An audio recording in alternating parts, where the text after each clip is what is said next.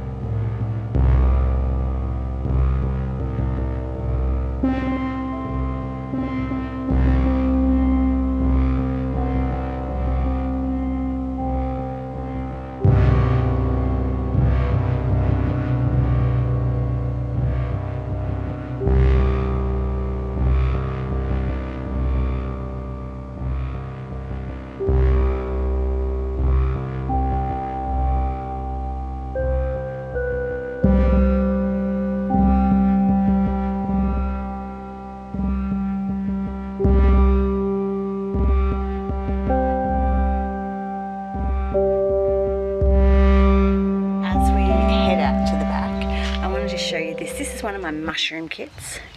I've put it outside. The whole house was just filled with these little black fly things from everywhere that were coming off this mushroom kit. It just attracted them so much. So I thought, experiment. It's not producing any mushrooms anyway. Let's just see what happens if I put it outside, and we'll see what goes. See if anything actually grows. Say hello, Susie. Susie, what are you doing? She's an indoor cat, so she's not allowed to come out here, and she probably wouldn't want to come out here anyway because it's raining. But we do let her out the front door so she can have a roll around on the concrete, which she loves. Susie, how are you, baby? Say hello. And here we are in the backyard. So we've got some beetroot, some other lettuce and things coming up now. Look at the size of these zucchinis. They do not grow the way I thought they would. And I also planted some chilies. See if we can show you those here, because I want to do my own chilies, because we love dried chili flakes and I put them in just about everything, but the zucchini plant's kind of taken over a bit. Next to it's the lemongrass, and some onions are just there. And look at the size of this. There's 2 cucumber plants here plus 2 rock melons. Again, probably should have spread them all out a bit more. Did I tell you that I bought some fruit trees? So that is a apricot, dwarf ones. because we've got all this area along this back fence. So we've decided we're going to plant fruit trees. That's my free tomato plant, which just kind of started growing, no idea where it came from, but wouldn't it be funny if the free one's the one I got the best tomatoes from. This is a nectarine tree. We both love nectarines. And over here is the cherry tree. So they're all dwarf trees. So we're just going to wait until probably autumn before we plant them. And in the corner, of course, I have my mandarin tree, which I need to feed. But we'll get to that soon. I'm just going to see if I can show you some of the fruit that's on it. I don't know if you can see it up there. There's a heap of fruit. It's growing lots. So, I mean, it always grows lots of fruit. The question is whether or not we'll be able to eat it, because it's usually very small and very dry. But, okay. It's just had a mind of its own there.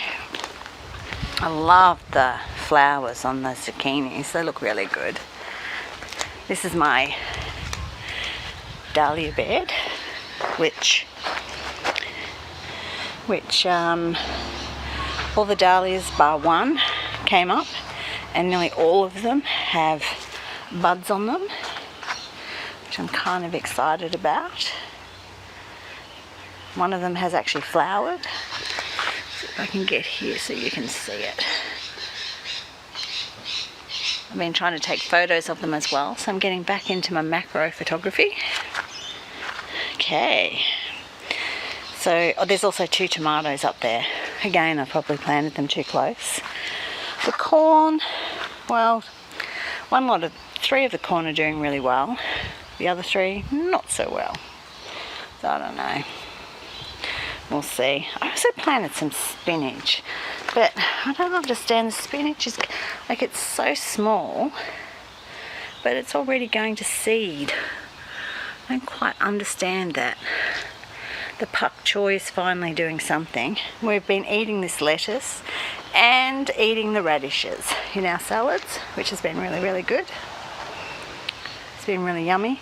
So over here, in what was my potato, I was supposed to be here this for potatoes, but well, they didn't work. So I've planted more. I bought some seedlings, so I've put in more beetroot because we love beetroot. We've eaten a lot from the front already. The beans are doing really well. Some of the peas are doing okay, while others are not so okay. And my 2 raspberry plants, which I probably planted too close together, but come autumn or next winter, I'll probably dig one of them up and move it a bit. I'm actually thinking I might move my other raspberries from the front and put them out here too. If I can learn how to use this gimbal, it would be really good. Okay, and then just finally over here, where I planted the forget-me-nots, I also, because I had heaps of room, I've planted some more basil. And that's about it really for my garden update. I don't think I've actually been doing much else. What's this thing doing now? It's all wet. It's nice. I like waking up when it's raining, so then I don't have to get out and spend an hour watering it all. Probably should put in a proper watering system, but I don't know when that's going to happen. Okay, that's it from the backyard.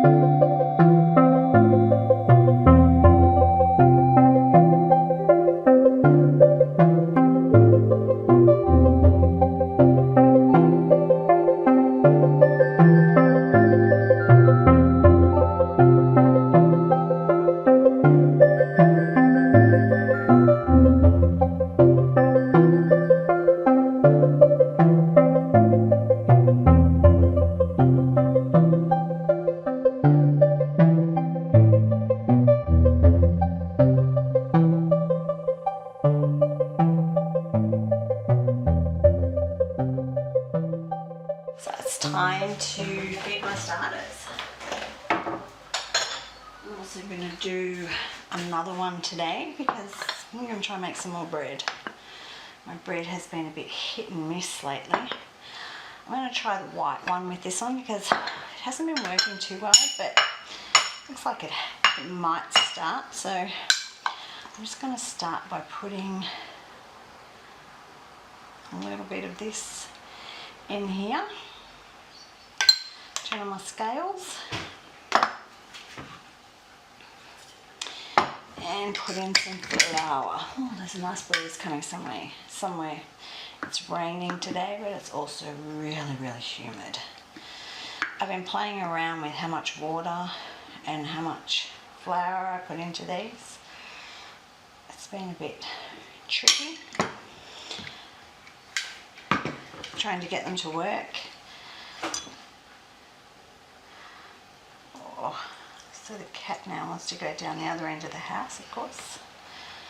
So the white flour, I find if I do, just hopefully you can see this, if I do just the same amount all the time, it just ends up so runny and horrible.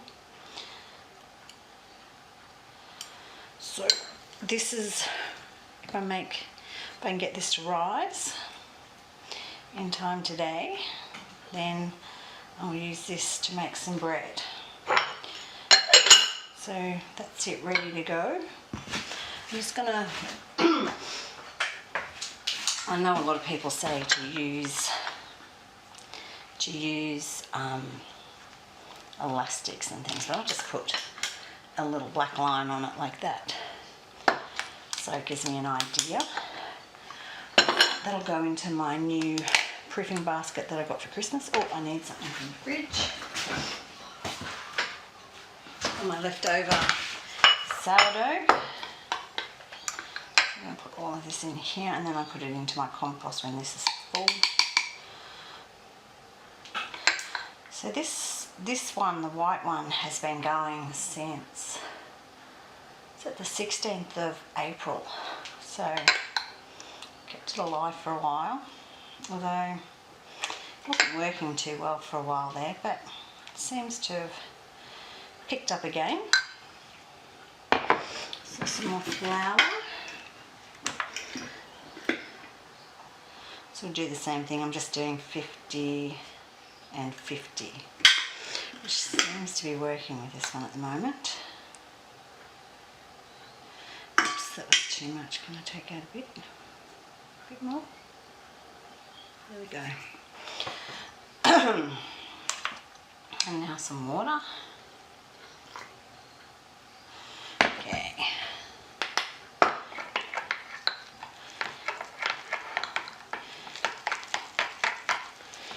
So the thing with the white bread I've been finding, or the white flour, is that it doesn't absorb the liquid as much as, say, the rye flour does. So this is the original, I don't know if I call it the original, I think I need to put it into a new jar. Gertrude. Okay, just put this back. I'm just going to clean the spoon.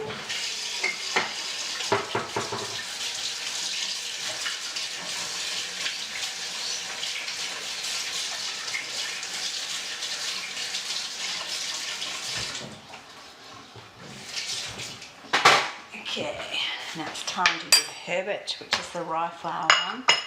So I'll just take out most of this. This is the one I probably had the most success with, although earlier on, a few months ago, the white one was the one I was having all the success with. So you just never know. It seems to be, it's not as simple as it looks as far as getting the mix right, I guess, the right percentage of flour versus water. So with the rye one, again, I'm going to put in 50 grams of water, flour.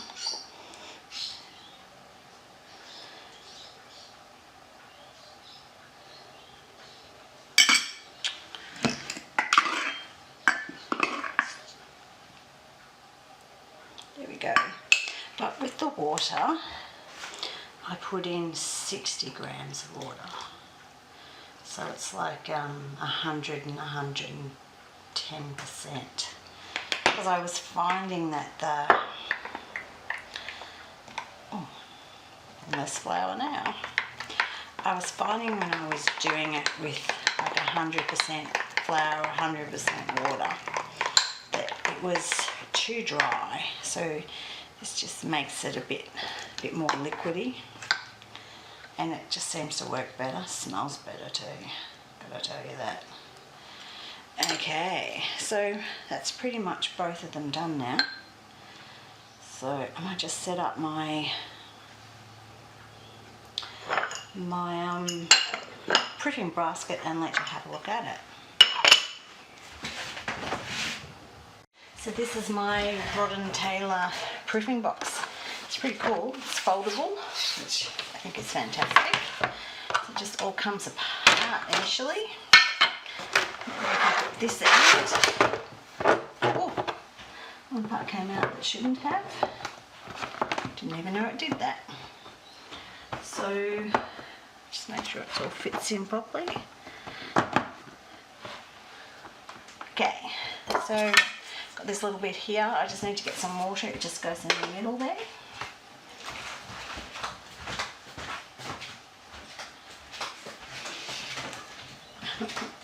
Susie's patiently waiting to be. You just put a bit of water in that, and then this fits in over the top. I'll just need to move this a little bit.